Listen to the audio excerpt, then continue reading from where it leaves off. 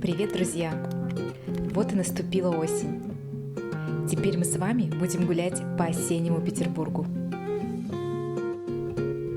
Сегодня мы пройдемся вдоль набережной реки Мойки, увидим дом, где жила Ксения Собчак, заглянем в Михайловский сад и попробуем вкусные настойки в ресторане русской кухни.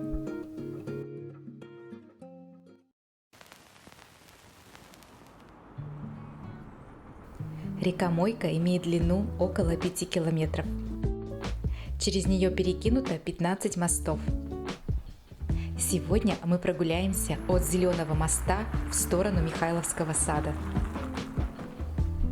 Сейчас даже сложно представить, что когда-то эта красивая набережная была всего лишь небольшой мутной речкой, вытекавшей из болота. Прежде она называлась Муя, что означало «грязная». Однако время шло, город развивался, и постепенно Муя превратилась в Мойку, набережную, которой украсили дворцы и дома придворной знати и членов императорской семьи.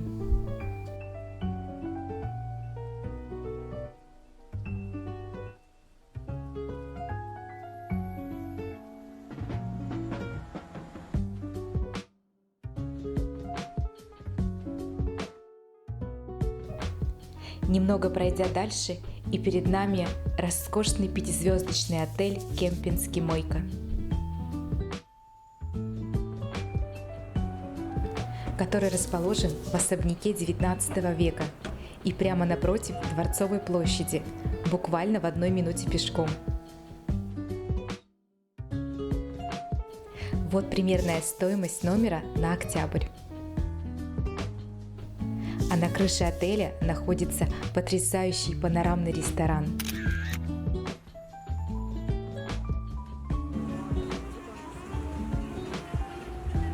Рядом с отелем находится Государственная академическая капелла имени Глинки. Раньше здесь был придворный хор, а в 1763 году Екатерина II переименовала придворный хор в императорскую капеллу. Именно капелла стала основой музыкальной жизни в России. Сегодня здесь проходят концерты с участием симфонического оркестра капеллы и приглашенных музыкантов из разных городов и стран. А это вход во дворы капеллы. Это 4 красивых проходных дворика, через которые можно выйти на Большую Конюшенную улицу.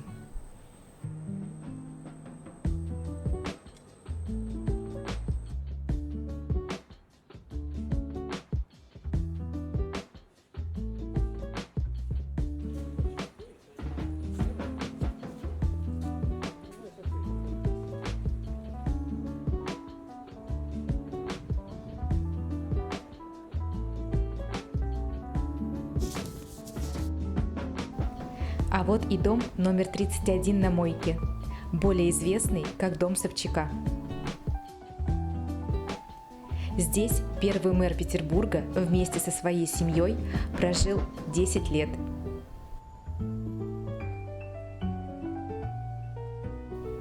И еще в этом же доме на 1-м этаже проживает Михаил Боярский. Свою 6-комнатную квартиру он купил еще в начале 90-х.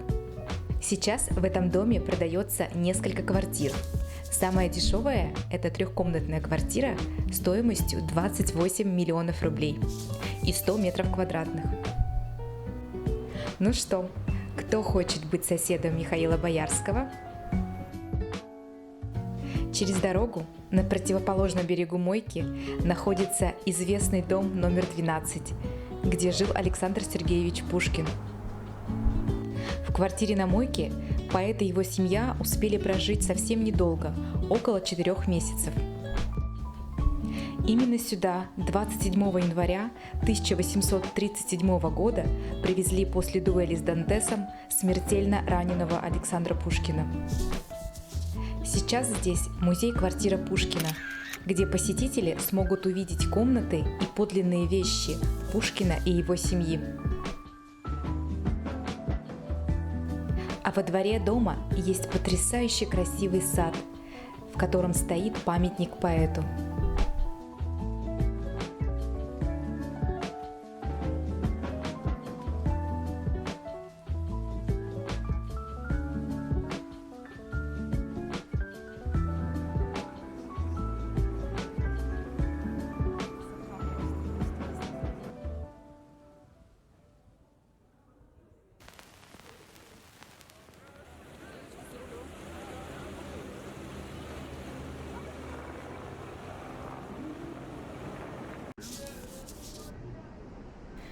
Гуляя по мойке, мы нашли очень хороший ресторанчик русской кухни – Ять.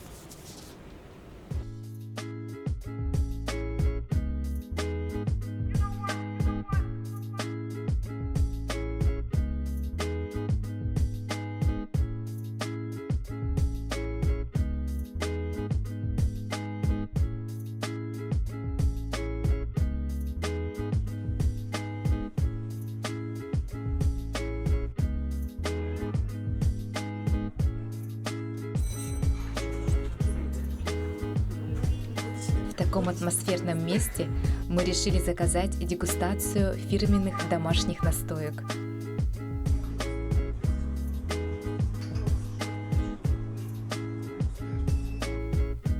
Как красиво и аппетитно!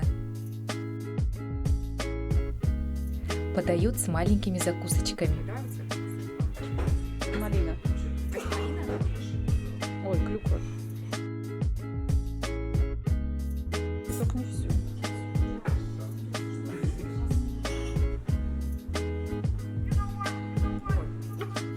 Уже не закусывай. Мягкая. Это вкусно, кстати.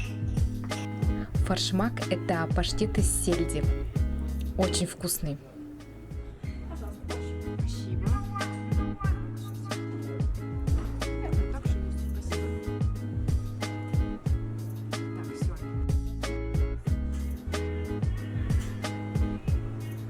Пахнет вкусно.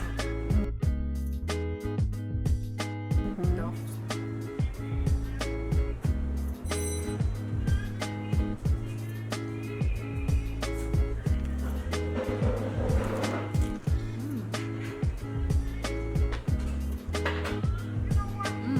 Вот это вкусно. Вообще. Так, все.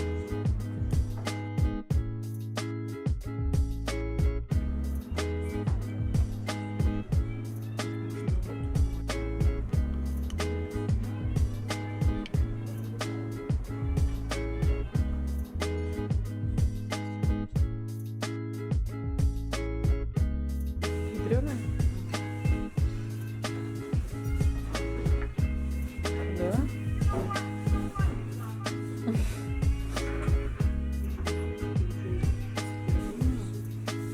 Это самый вкусный борщ, который я ела. Эти моченые яблоки дают такую приятную кислинку. Очень вкусно. А мы боялись этих моченых яблок.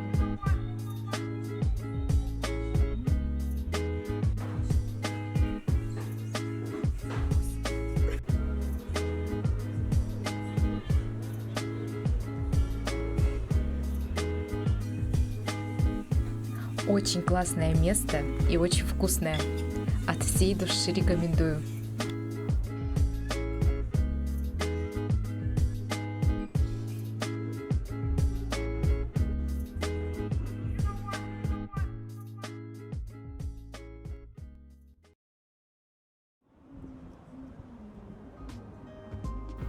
А мы идем гулять дальше в сторону Михайловского сада.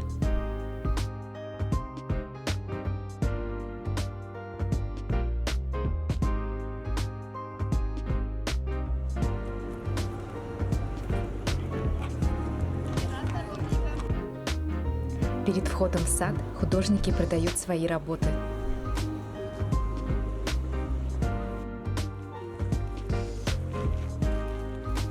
Перед нами Михайловский сад. Он небольшой, но очень зеленый и ухоженный, с многочисленными тропинками и лавочками. Здесь можно отдохнуть от шума Невского проспекта.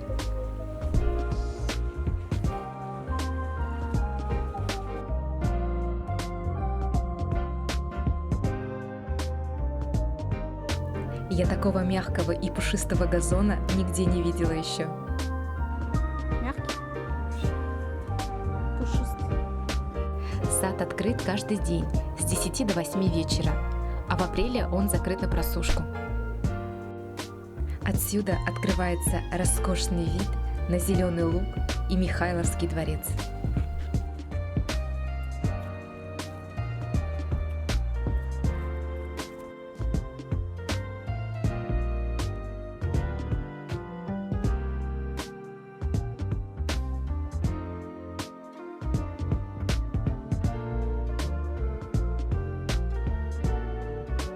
Перед нами павильон Росси.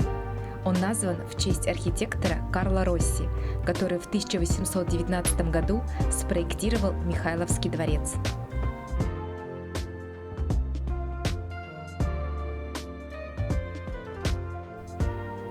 Сейчас здесь находится небольшое кафе. Как же приятно выпить чашечку кофе с таким потрясающим видом. А внизу пристань, откуда можно отправиться на экскурсии.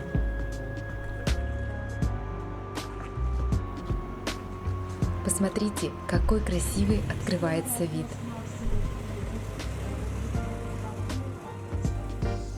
При выходе из сада нас встречает великолепный храм Спаса на Крови. О нем я вам расскажу в других выпусках.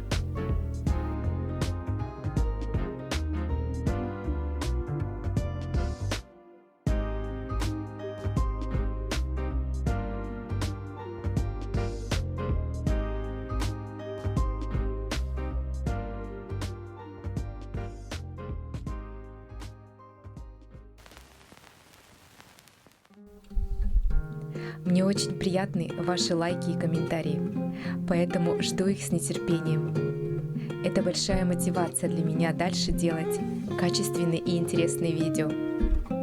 Спасибо вам большое.